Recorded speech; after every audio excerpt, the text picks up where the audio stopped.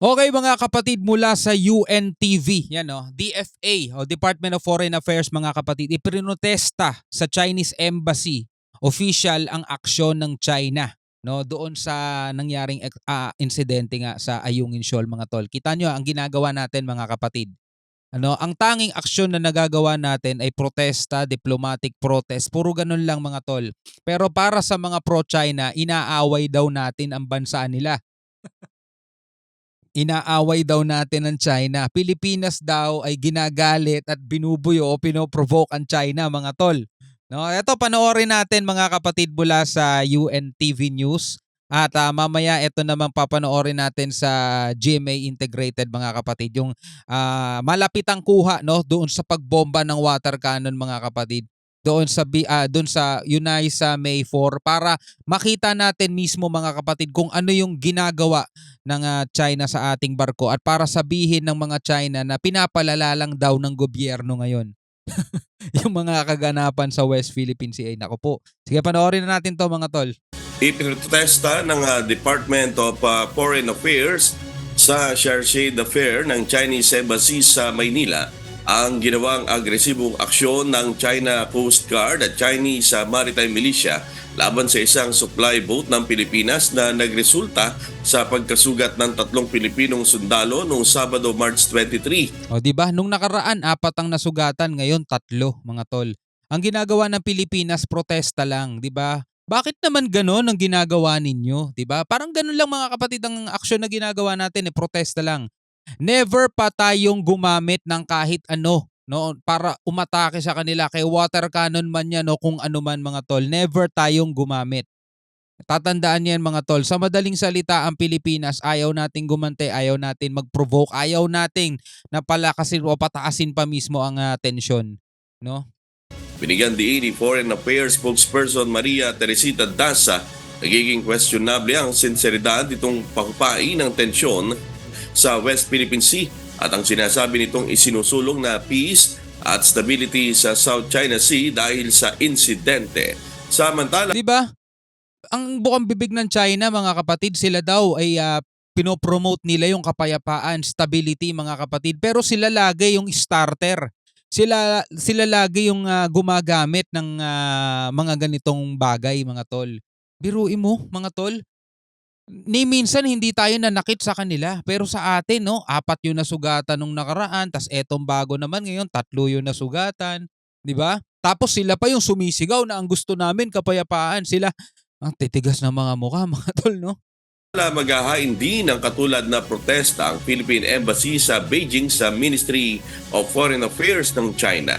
Muling iginit ng DFA na walang karapatan ng China sa Ayungin Shoal na bahagi ng Exclusive Economic Zone at Continental Shelf ng Pilipinas. Ayan mga tol, hindi tayo may sabi niyan. Ang sabi yan ng DFA, Department of Foreign Affairs mga kapatid, walang karapatan ang China sa Ayungin Shoal na bahagi ng ating Exclusive Economic Zone at Continental Shelf. Ngayon, ang gusto ni Harry Roque, linawin daw ng gobyerno ng pamahalaan kung bakit daw nakasadsad doon ang BRP Sierra Madre mga tol. O, kita mo? Abogado na China, Ay, nako po.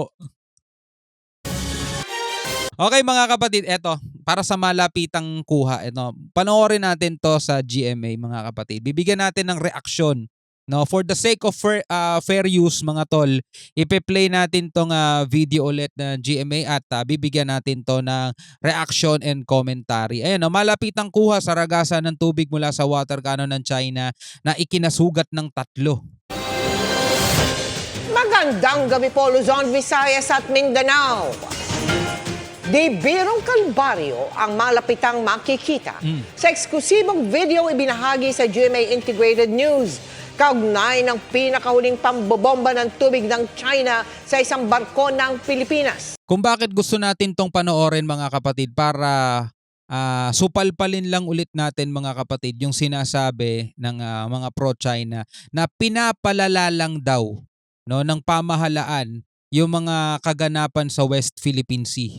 Pinapalala lang daw natin para ilihis yung tungkol sa totoong kinakaharap daw na problema ng Pilipinas na hindi daw kayang solusyonan ng pamahalaan mga kapatid. Na tila baga nung pamahalaan nila nung panahon ni Duterte lahat yan nagbigyan ng solusyon mga tol, no? So tuloy natin to. Sa malapitang kuha mula sa loob ng barko, makikita kung paanong winasak at pinasok ng tubig ang barko na ikinasugat ng 3 Navy personnel. Sa gitna ng karasang yan na halos ikalunod ng mga nasa loob, ang China pa ang umalma. Nakatutok si Tamo? Eto mga ganitong channel ng balita mga tol, dapat ito pinapanood nyo. Huwag kayong manonood dun sa Huwag kayong manonood dun sa isang channel mga kapatid na mga pro-China. Ang focus lang nila dun kaya sila nagkakaganon dahil kay Kibuloy. Joseph Moro. Sa kuha mula sa loob mismo ng resupply ship na unay sa May 4, lalong kita ang kalbaryong idinulot ng pagbomba ng tubig ng China Coast Guard itong Sabado. Kita nyo kinakaharap ng mga Navy natin? Ang kakapal ng mga mukha ng mga pro-China para sabihin nilang pinapalala lang daw ng pamahalaan yung mga kaganapan dito. Diba? Ang titigas ng mga mukha nila. Nakakover naman ang mga Navy personnel habang rumaragasa sa likod nila ang tubig mula sa water cannon. Tingnan mo yung mga pagpasok ng tubig. Matindi pa sa bagyo eh. Diba? Yung mga bagyo sa karagatan mga tol, matindi pa to eh. Pero Kita mo. aakalain mong binagyo sila sa loob. Umugong ang rumaragasang tubig na tumagos sa barkong gawa lamang sa kahoy. Kung pinapanood mo yung water cannon mula doon sa camera sa taas, kala mo mahina lang yung tubig no? Kala mo parang ini-sprayan lang sila, kala mo pinapaliguan lang yung barko. Pero mga kapatid, sa malapitan, ganito pala itsura, di ba? Imagine mo ikaw ang nandiyan sa loob, di ba? Dapat nakasakay dito yung mga senador din na pro-China eh. Di ba? Para at least malaman nila eh. Dapat nga si Attorney Harry Roque pasakayin din dito para at least malaman niya eh, di ba? Umugong ang rumaragasang tubig na tumagos sa barkong gawa lamang sa kahoy. Sa labas kasi ng barko, ganito ang nangyayari. Ang pambobomba ng tubig tumagal ng 1 oras. Napatawag na sa langit ang iba. Pucha, napatawag na. Napadasal na yung iba mga tol tingnan mo. Pinapalala lang ba natin mga tol? Pinapalala lang ba ng pamahalaan mga kapatid? Yung mga nangyayari dito, nakakaawa mga kapatid ang sinasapit ng mga Navy natin. Pero nagtitiis pa rin sila mga kapatid, no? Nagtitimpi pa rin sila, pinapagana pa rin nila yung tinatawag na maximum tolerance para sa ating mga Pilipino mga tol, para hindi natin maranasan, 'di ba? Yung dinadanas ng mga bansang nasa gitnang silangan mga kapatid, nasa Middle East. Yung mga dumaranas ngayon doon ng mga kaguluhan, ayaw nitong mga magigiting na sundalong tong sapitin ng Pilipinas yon mga kapatid. Ayaw ng mga magigiting na sundalong to na maranasan pa natin mga kapatid kung ano yung mga napapanood natin sa balita, nangyayari doon sa Middle East mga kapatid. Imagine mo kung dito nangyayari sa Pilipinas yun, ayaw ng mga magigiting na sundalo natin. Kaya kahit na ginaganito tayo ng China, hindi sila pumapalag mga tol. Pero sa mata ng mga pro-China, tayo pa daw ang nagpo-provoke doon sa China. Ginagalit pa daw natin ang China. Grabe, di ba? Tindi. At halos di na makaya ang bigat ng tubig na pumasok. Oo, bigat yan. Dinig din ng ibang nasusuka sa tubig. Para ka nilulunod dyan, putek. Kita mo mga kapatid, ang nangyayari. Basang-basa at halos bumaha sa loob ng UM4 kung saan halos walang natirang gamit na buo. May tumatawag na ng tulong medikal habang ang iba nasira ang mga personal na gamit. Paano yung mga dalang dyan? Tubig, bigas, pagkain, ulam na nakakainin ng mga hahatiran ng mga sundalo. Di ba yung supply na hihahatid sa kanila? Kailangan yun talagang protektado talaga yun. Sinikap ng ilan na idaan sa biro ang panganib. Tinatawanan na lang nila mga kapatid, kaya saludo talaga, no? Saludo. No, mabuhay ang ating mga sundalong Pilipino, itong mga Navy natin mga tol. Imagine mo yung kalagayan mo sa kalagayan nila, no? Tapos sila pa masisisi ng mga pro-China na tayo pa daw ang nagpo-provoke sa kanila, di ba? Ito pag napanood to ng presidente, kahit ang presidente mahahabag din di ba? Pero wala, kailangan pa rin natin magpakampante, magkumalma. Hindi magpakampante, kailangan nating kumalma mga kapatid at para hindi na lumala pa itong mga nangyayari dito. Bagamat di maitatanggi ang seryosong epekto sa barko at maging sa crew nito. Sugatan ang mata ng isa sa kanila dahil sa tama ng water cannon. Isa naman ang may sugat sa ulo at isa ang nasugatan sa binti. Grabe. Ayon sa mapagkakatiwalaang source ng GMA Integrated News, ito na ang pinakamarahas na aksyon ng China laban sa Pilipinas at angka nito na harangin ang mga resupply mission sa Ayungin Shoal. Ba, ginaganyan tayo ng China mga kapatid sa sarili natin mismo.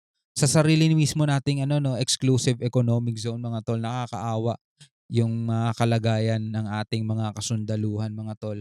Kaya ikaw bilang isang Pilipino mga tol, ang tanging magagawa mo na lamang sumuporta sa kanila, di ba? Hindi mo kailangan pumunta doon, experience 'yon o makipaglaban ka sa kanila mga kapatid sa mga incheck. Hindi mo kailangan gawin 'yon, di ba? Yung tipong wag kang magpapapaniwala sa mga sinasabi ng mga pro-China. Sapat na 'yun eh.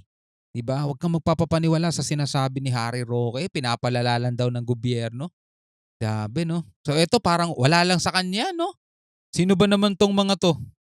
Pero China pa ang nagreklamo sa ating Department of Foreign Affairs dahil sa umunoy panghihimasok ng Pilipinas sa South China Sea at pagdala ng mga construction supplies sa BRP Sierra Madre. Inulit ng embahada nito ang mga dati ng akusasyon sabay giit sa karapatan daw nito sa South China Sea base sa kasaysayan. Grabe oh. Kahit nga si Harry Roque, hindi niya natanggap yung tawag dito, yung historical claims. Kahit nga si Harry Roque, hindi niya tinatanggap yung historical claims o historical rights na yan eh. Kay Harry Roque nga nanggaling yung surf-serving kung tawagin mga kapatid di ba? Hindi niya tinatanggap yun ni Harry Roque yun, pero eto mga tolo, yung China. Yung China mismo pa ang umaalma, sila pa talaga mismo nagrereklamo. Diba? Hindi nga tinatanggap ng international law yan. Yung sinasabi nila, kalokohan lang yan. Akusasyon sabay giit sa karapatan daw nito sa South China Sea base sa kasaysayan. Dapat daw itigil ng Pilipinas ang paghahamon nito dahil handa raw ang China Coast Guard anumang oras para dumipensa. Habang ang Coast Guard Dumipensa, pinagsasasabi nyo. Hindi naman umuopensa ang Pilipinas. nito, tinawag na naaayon sa batas at professional ang kanilang mga hakbang. May hiwalay ding banta ang Defense Ministry ng China. Gayon din ang Foreign Ministry nito. Dapat daw maging handa ang Pilipinas sa posibleng kahihinatnan kung di ito titigil. Nako. Dati nang sinabi ni National Security Advisor Secretary Eduardo Año na hindi papipigil ang Pilipinas sa resupply mission nito. Sinabi rin dati ni Pangulong Bongbong Marcos na walang may ibang karapatan sa West Philippine Sea kundi ang Pilipinas. Para sa GMA Integrated. Diba? Pilipinas lang at wala nang iba ang tanging may karapatan dito sa West Philippine Sea mga kapatid. Ayaw natin makipagtalo sa kanila, ayaw natin makipag-away sa kanila mga tol. Diba? Kung paanong may claim sila sa West Philippine Sea, may claim din ng Vietnam dyan. Maraming naitayong isla ang Vietnam sa loob ng West Philippine Sea mga kapatid. Pero walang imik, walang palag ang China. Sa atin lang sila nagtatapang-tapangan dahil binaby sila masyado ni Digong mga tol. Yun ang totoo. So ikaw bilang isang Pilipino, ano masasabi mo dyan? Comment ka na lang sa baba. Hanggang sa muli, ako nga pala si Shobal D. Peace out.